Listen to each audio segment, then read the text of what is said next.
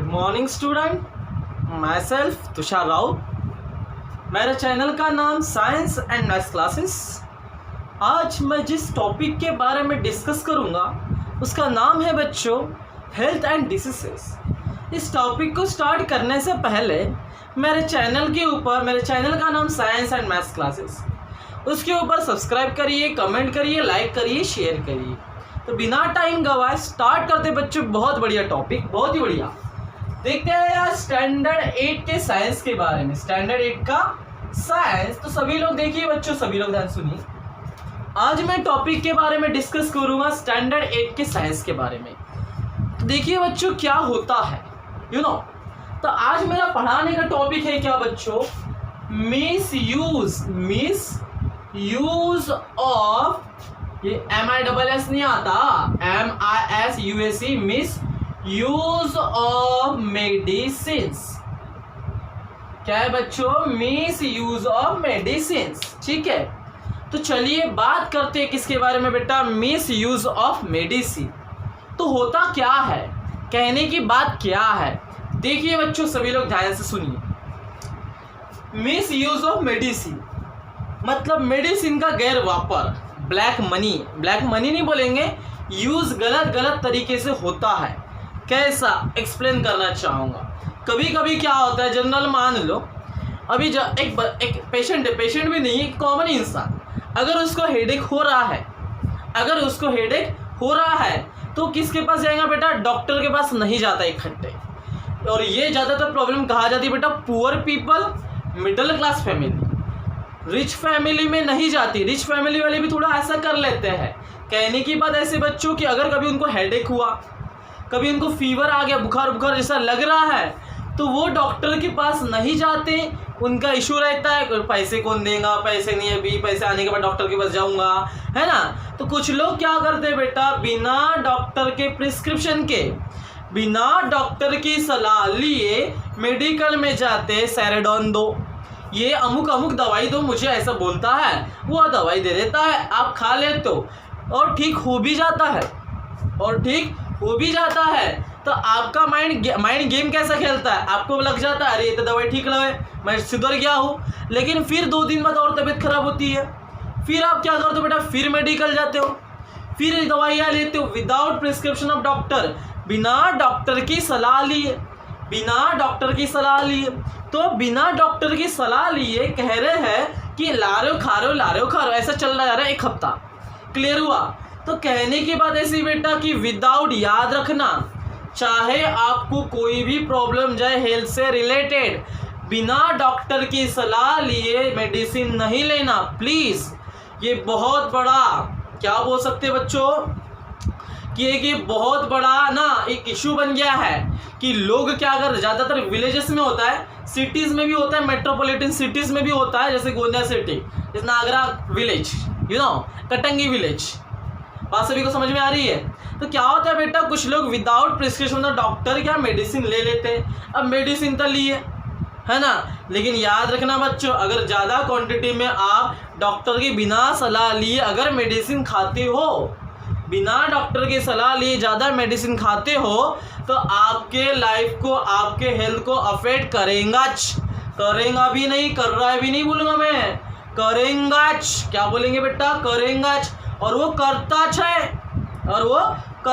है। क्लियर हो रहा है कि याद रखना बेटा कि बिना डॉक्टर की सलाह लिए मेडिसिन नहीं लेना।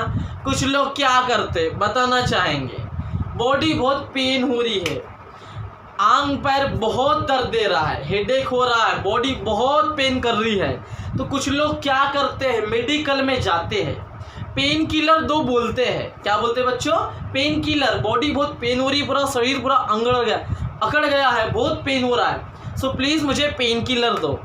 चलो, जिस दिन पेन हुआ आपने गोली खाई, फिर उसके दूसरे दिन और पेन होने लगा, और मेडिकल में गए और पेन किलर लिए, फिर तीसरे दिन गए और मेडिकल गए और पेन किलर लिए। तो डे बाय डे, वीक्स में 2-4 बार आप क्या ले रहे हो बेटा, पेन किलर ले लो, क्योंकि आपकी बॉडी रिस्पॉन्स नहीं कर पा रही ना, आपकी बॉडी में कुछ ना कुछ डिफॉल्ट हुआ होगा ना, इसीलिए तो बॉडी पेन करती क्या नहीं। क्लियर हो रहा है बच्चों। तो कहने की बात ऐसी कि बार बार बॉडी पेन कर रही तो आप पेन किलर खाते जा रहे हो। ठीक है। तो आप पेन किलर बार बार खाते जा रहे हैं, तो उस वजह से क्या होता है बच्चों, सभी लोग ध्यान से सुनना, तो उस वजह से क्या होता है, आपके बॉडी के ऊपर अफेक्ट करता है, और सबसे ज्यादा अफेक्ट आपके बॉडी को करता है बेटा, पहला nervous system, second excretory system और लीवर। इन तीन चीजों को बहुत ज्यादा डैमेज करता है आपकी पेन किलर। क्लियर हो रहा है बच्चों? सभी लोग सुनिए कि अगर आप ज़्यादा क्वांटिटी में पेन किलर खाते रहेंगे, अगर आप बच्चों ज़्यादा क्वांटिटी में पेन किलर खाते रहेंगे, तो याद रखना आपकी ये तीन चीज़ें गड़बड़ होने की चांसेस बिल्कुल है। तो कैसी? पहला नर्वस सिस्टम, ब्रेन के ऊपर प्रेशर आता है, टेंशन होता है, हेडेक होने के चांसेस बहुत लग जाते हैं, टेंशन सा लगता है। नर्वस सिस्टम, आपका माइंड एक जगह कंसंट्रेट नहीं कर पाता, आपका माइंड बच्चों एक जगह कंसंट्रेट नहीं कर पाता। फिर सेकेंड एक्सक्रीटरी सिस्टम, टॉयलेट आने जाने में, है ना, टॉयलेट करते ना आप, तो एक्सक्रीटरी टॉयलेट या 2 नंबर करते ना, समझ में आ रहा है? तो टॉयलेट के समय फिर प्रॉब्लम जाती है बेटा, टॉयलेट के समय प्रॉब्लम जाती है, और खास करके आपके लीवर को डैमेज करता है, खास करके आपके लीवर को डैमेज करता है। ये कौन बेटा? पेन किलर्स की जब बात किया मैंने, अभी मैंने अदर मेडिसिन की बात नहीं किया हूँ, ओनली आई कैन टॉक, है ना। अभी मैं केवल किसके बारे में बता कर रहा हूँ बेटा? पेन किलर के बारे में। ये सब किस वजह से होता है बेटा? Pain killer. किस वजह से? पेन किलर्स की वजह से। अभी दूसरी मेडिसिन तो आनी बाकी है, तो देखो इधर सभी लोग ध्यान से। अब क्या होता है बेटा, सभी लोग ध्यान से सुनना, कहने की बात ऐसी है कि कैसा, क्या बताने की कोशिश कर रहे हैं हम, कि कभी कभी क्या होता है बेटा, जो एंटीबायोटिक्स, मान लो आपने डॉक्टर का भी प्रिस्क्रिप्शन ले लिए, मान लो, कहने की बात ऐसी, एंटीबायोटिक्स का मीनिंग क्या होता है? अरे मुझे बताओ, कहने का in the sense, for example, clear हो रहा है? एंटीबायोटिक्स, लोहे को लोहा ही काटता है, आपको पता है, लोहे को लोहा ही काटता है, लोहे को लोहा ही काटता है। वैसे आपकी डेफिनेशन आपको पता है बेटा। तो जैसा आपको डिसीज हो, उसके ऊपर हम क्या लेते हैं? मेडिसिन यानी क्या होता है? एंटीबायोटिक्स। अगर आपको फीवर है, कुछ बैक्टीरिया अगर आपके बॉडी में इंजेक्ट कर लिए होंगे, तो उसको किल करने का, उसको डिस्ट्रॉय करने का काम कौन करता है बेटा? एंटीबायोटिक्स। कभी कभी क्या होता है, हम एंटीबायोटिक्स की लेना चाहिए हमें 4, डॉक्टर ने बोला कि बेटा दिन में सवेरे शाम 4 गोली लेना है, सवेरे शाम हमें कितने गोली लेना है बच्चों? 4 लेना है, डॉक्टर के प्रिस्क्रिप्शन के द्वारा चल रहे। लेकिन हमारा खुरापाती दिमाग, अगर मैं 8 ले लूँ तो, अगर मैं 12 ले लूँ तो, अगर मैं 20 ले लूँ तो, अगर मैंने 20 ले तो मैं एक दिन में ठीक, है ना, अगर मैंने 20 ले लिया तो मैं तो एक दिन में ठीक हो जाऊंगा, दूसरे दिन कॉलेज या स्कूल जाने चालू कर दूंगा। तो ये बिल्कुल सरासर गलत है, ये बिल्कुल सरासर गलत है। कहने का बात ऐसी बच्चों कि क्या बोल रहा हूं मैं, कि अगर आपने ये एंटीबायोटिक्स का भी अगर आपने ओवरडोज कर लिए, एंटीबायोटिक्स मेडिसिन तो दिया डॉक्टर ने, चाहिए एक दिन में 4, लिखा रहे हो आप 20, तो आपके इम्यूनो सिस्टम को भी अफेक्ट करता है। आपको प्रॉब्लम कौन कौन सी होती बताता हूं मैं एंटीबायोटिक्स की वजह से। देखो सभी लोग इधर ध्यान से, क्या बताने की कोशिश कर रहा हूं बच्चों में, कि ये एंटीबायोटिक्स से ना आपको बहुत प्रॉब्लम होती है। स्टमक में तो प्रॉब्लम होती है, आपको नोजिया भी होता है, आपको रैशेस भी आते हैं बॉडी के ऊपर, है ना, टंग में प्रॉब्लम, बोलने में प्रॉब्लम जाती है। तो ये होता है बेटा एंटीबायोटिक्स का ज़्यादा यूज़ करने। स्टमक में, पेट में बहुत दर्द देता है, डिसेंटरी, भगवान, बार बार टॉयलेट जाना, बार बार संडास जाना, क्लियर हो रहा है ना। तो ये इतनी सारी नोजिया, जी मचल सा लगता है, उल्टियाँ बहुत होती है, जी मचल सा लगता है, समझते हैं जी मचलना समझते हैं, उल्टियाँ बहुत हो जाती है उस समय, ठीक है, at that time you know. So rashes, body के ऊपर रैशेस गिर जाते हैं, छाले पड़ जाते हैं, ये जो तुम्हारी टंग है ना, टंग के ऊपर छाले पड़ जाते हैं बेटा, याद रखना। तो इतनी सारी प्रॉब्लम्स होती है किस वजह से बेटा? एंटीबायोटिक्स के ओवरडोज से। तो ये था बेटा आपका टॉपिक, जिसका नाम क्या है? Miss use of overdose medicine. तो बच्चों सभी लोगों से एक रिक्वेस्ट है कि आपको क्या करना है, अगर आपको कुछ भी डिसीज है, अगर आपको कुछ भी प्रॉब्लम है, so please take the consulted doctor, consulted doctor के पास ही जाइए। कोई भी खेड़े गाँव का ऐसा वैसा आलतू फालतू के पास मत जाइए प्लीज़, यू नो। फिर पता है फिर बिग प्रॉब्लम हो जाती है, बड़ी प्रॉब्लम रहती है, वो डॉक्टर कुछ पता कर नहीं पाता, मेरे को तो आज तक नहीं बोलता है ना। तो अच्छे डॉक्टर के पास जाइए, अपने हिसाब से कोई भी मेडिसिन मत लीजिए। आप अपने खुद को, अपने परिवार में ना किसी को लेने दीजिए। यह एक बेटा चलाना चाहिए, अभियान चलाने और बताना चाहिए बच्चों ने। इस वीडियो के द्वारा मैं आपको बताने की कोशिश कर रहा हूँ, ठीक है बच्चों, ठीक है। तो इसके बाद का जो हमारा नेक्स्ट टॉपिक क्या है बच्चों, जेनेरिक मेडिसिन। नेक्स्ट टॉपिक क्या है बच्चों, जेनेरिक मेडिसिन, ठीक है। इसके बाद का जो हम टॉपिक स्टार्ट करेंगे बच्चों, जिसका नाम क्या है, जेनेरिक मेडिसिन। देखिए अब ये जेनेरिक मेडिसिन यानी होता क्या है, सभी लोग ध्यान से सुनिए, क्या कहने की कोशिश कर रहा हूं। देखो तो अब ये जेनेरिक मेडिसिन यानी क्या, अरे सिंपल लैंग्वेज में जेनेरिक मेडिसिन को और एक नाम क्या है बच्चों, जनरल मेडिसिन। क्या नाम है बच्चों इसको, general medicine, you know, understand. मैं क्या बात करने की कोशिश कर रहा हूं, देख लो। जेनेरिक मेडिसिन यानी जनरल मेडिसिन, अब इसका कंसेप्ट क्यों आया है ना, अब इसका कंसेप्ट क्यों आया बच्चों, तो सभी लोग देखिए इसका कंसेप्ट आया तो क्यों आया, देखते हैं। मैं क्या बताने की कोशिश कर रहा हूं। तो क्या होता है, अब हमारे इंडियन कंट्री में, यू नो, इंडियन कंट्री में मेडिसिन यानी मेडिकल फील्ड, यानी सबसे ज़्यादा मेडिकल फील्ड अभी के प्रेजेंट कंडीशन में मेडिकल फील्ड को बहुत अभी माना जा रहा है, गॉड माना जा रहा है उस फील्ड को, है ना। बात सभी को समझ में आ रही है। तो मेडिकल फील्ड में क्या होता है बेटा, जो मेडिसिन रहती है बहुत महंगी महंगी रहती है।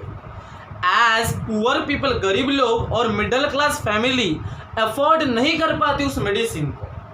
उतना बड़ा बजट बनता है, कमाना 40-50 साल की कमाई पूरा दवाखाने में लगा देते हैं।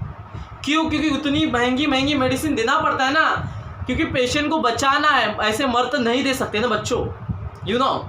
तो क्या करते बेटे, इतने महंगी महंगी मेडिसिन।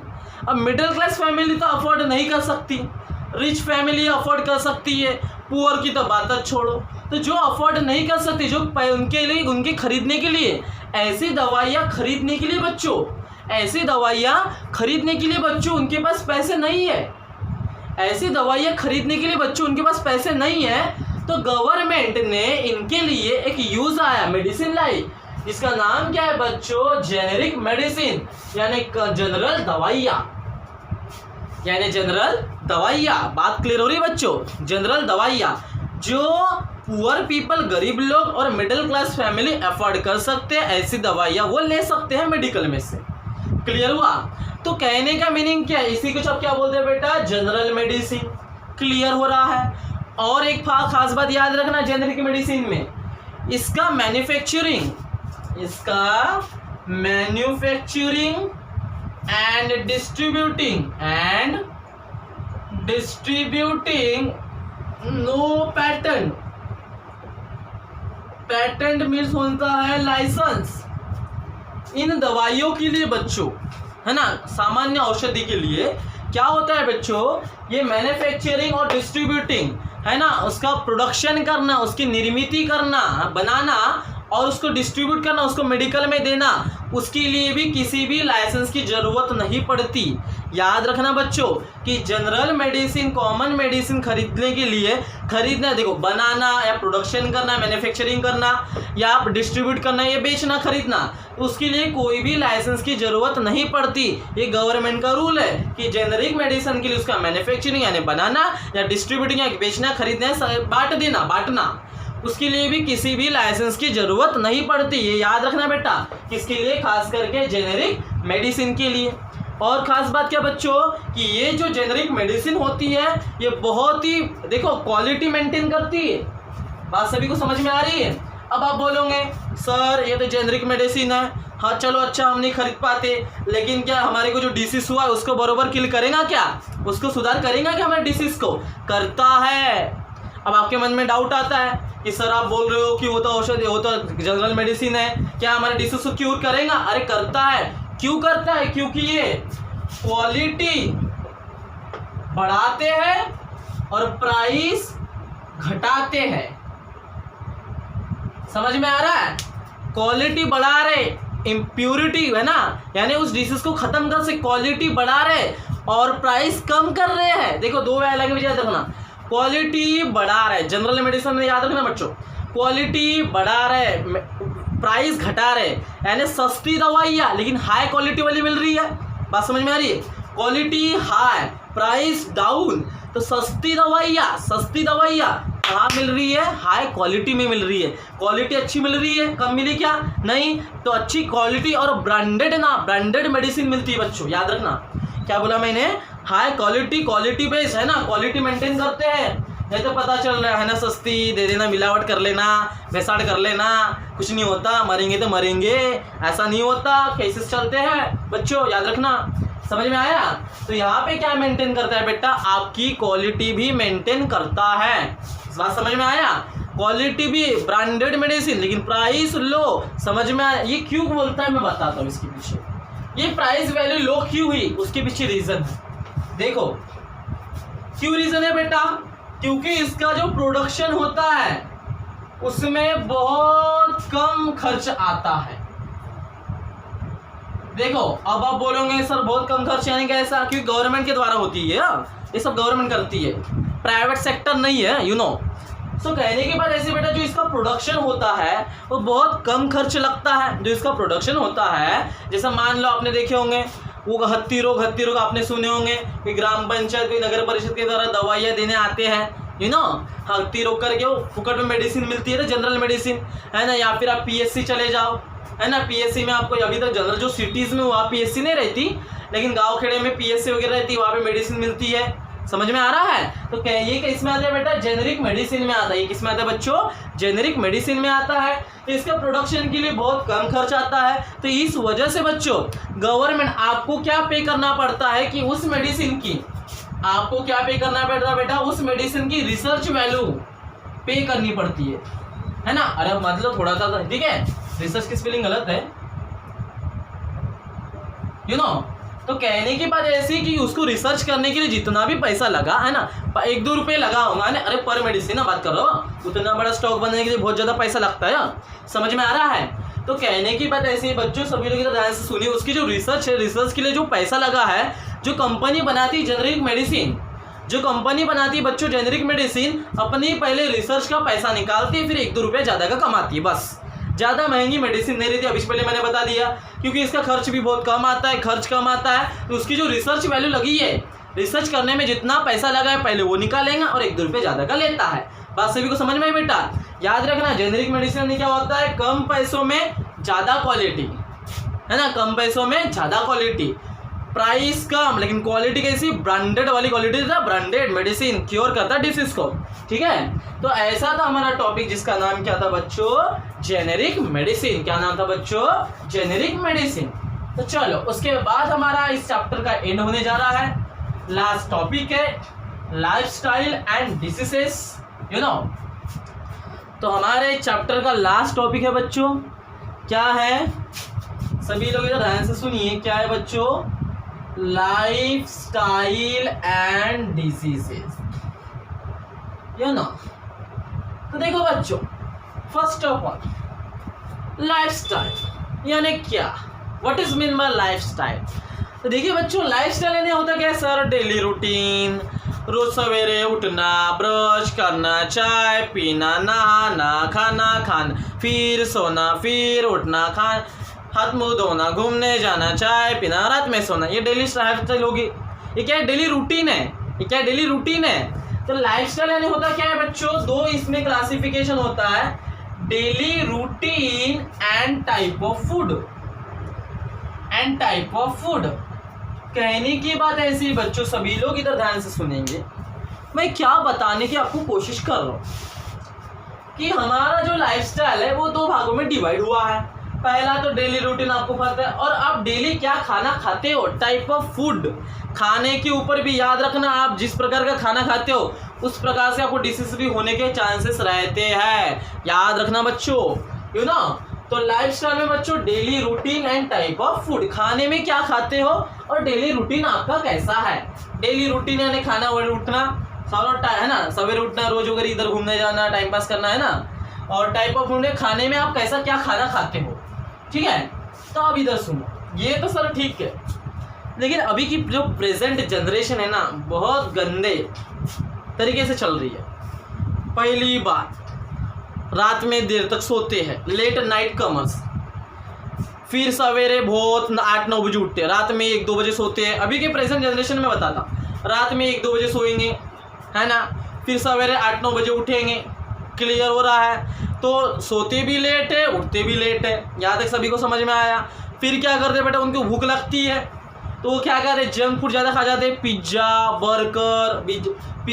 बर्गर मंचूरियन, है ना, नूडल्स, ये समथिंग जंक फूड खाने खा जाते। फिजिकल एक्सरसाइज कुछ करते नहीं, बैठे के बैठे रह जाते और सांड के सांड बन जाते।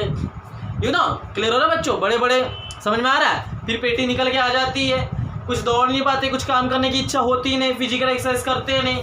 तो उस वजह से क्या होता है बेटा, देखो रात में 1-1.5 बजे तक सोना, सवेरे 8-9 बजे उठना, खाने का कुछ ठिकाना नहीं, जब भूख लगी तब खाए। कभी 1 बजे खाते हो कल, फिर बाद में दोपहर में, अभी दूसरे दिन 4 बजे खा रहे हो शाम को। कभी सवेरे 5 बजे खाना खा लेते हो, फिर क्या दूसरे दिन आप सवेरे 8 बजे खाना खा लेते हो।